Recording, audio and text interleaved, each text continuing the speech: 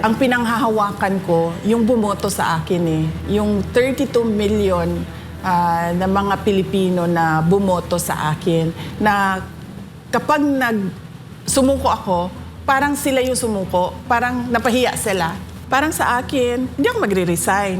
Kung meron kayong impeachment, edi i-impeach ninyo ako. Pero hindi talaga ako aalis kung saan ako nilagay ng mga tao kasi tiwala nila yung binigay nila sa akin.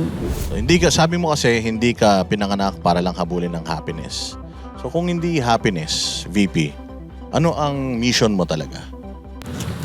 Yung sinasabi ko, hindi happiness, palagay ko hindi happiness ko kasi sabi ko nga gusto kong maging doktor, hindi naman nangyari sa akin. Gusto kong maging 3-term, ito talaga hanggang ngayon, masakit sa loob ko ba na hindi ko masabi sa mga tao, oy, 3 consecutive terms ako na mayor. Kasi kung isipin mo, 9 years yun mas mataas pa yun kesa sa termino ng vice president. So yung tiwala ba ng tao na ibalik-balik ka niya doon sa posisyon na yon, parang para sa akin napakalaking accomplishment bilang isang tao. So hindi pa rin, wala pa rin sa akin. So, ang tingin ko, hindi para sa akin ang magplano kung ano yung kagustuhan ko sa buhay ko. Ang para sa akin ay makinig sa Diyos at makinig kung ano sinasabi ng taong bayan. Kaya yun ang sinabi ko. Yung turning point ko, halimbawa, bababa ako kasi may bibilin ako sa 7-Eleven. Bibili akong kape. Tapos, yung security guard magsasabi, lumabang ka. Wala man siyang, hi, hello, uy, Inday Sara, wala. Sabihin lang niya, lumabang ka. Ganon lang. At marami yun, hindi lang isang tao ang naggaganon. So parang ako ba, nararamdaman ko na yung, kumbaga, desperation nila.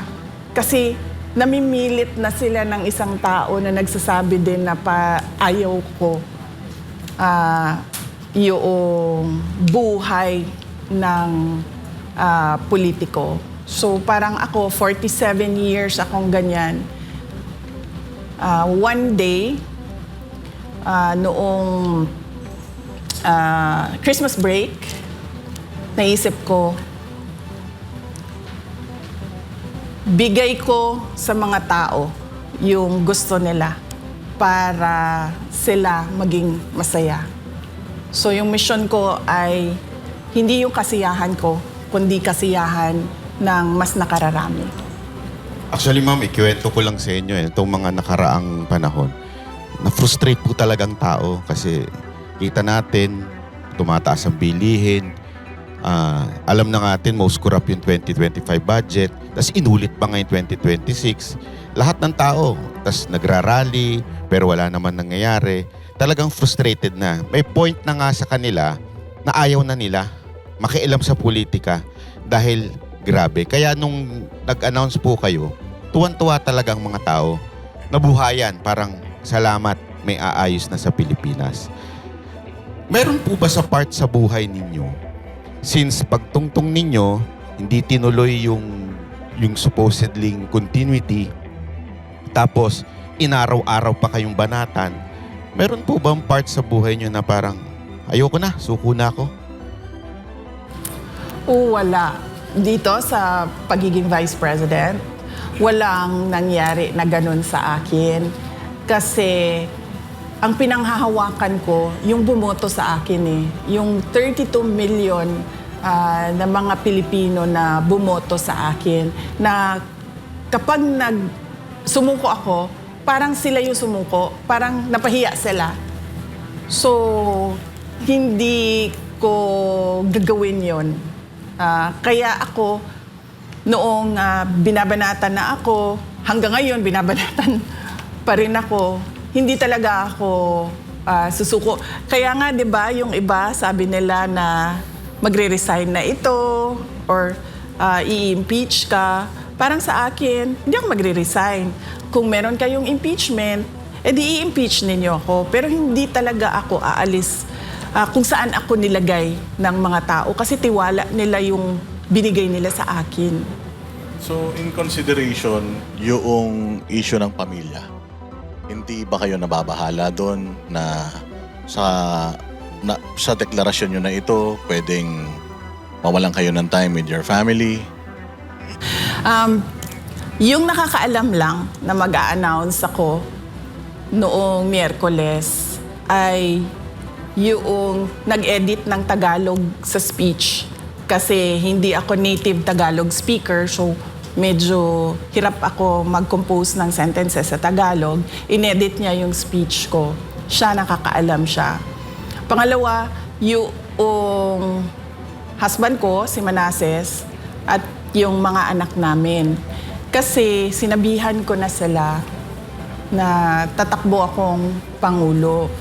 Lalo na yung mga bata, tinanong ko sila, may mga iniisip ba kayo?